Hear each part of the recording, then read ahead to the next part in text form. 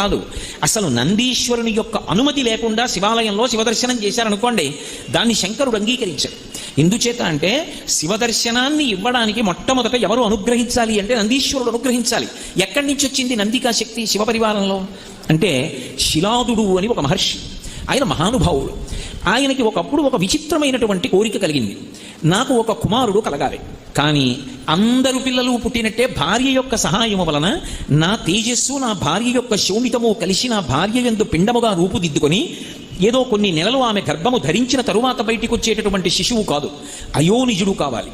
స్త్రీ గర్భము నుండి బయటికి రానివాడయ్యి ఉండాలి, అయోనిజుడు కావాలి. 2, ఆ పిల్లవాడికి మరణం ఉండకూడదు, ఇక పిల్లవాడు శరీరం అన్నది విడిచిపెట్టకూడదు. 3, వాడు పరమశివుడితో సమానమైనటువంటి స్థాయిని పొంది ఉండాలి అనుగ్రహంలో. వాడు ఆజ్ఞాపించడంలో కానీ అనుగ్రహించడంలో కానీ రూపంలో కానీ ముమ్మూర్తుల శంకరుడు ఎలా ఉంటాడో అలా ఉండాలి. నాకు అటువంటి కొడుకు కావాలి.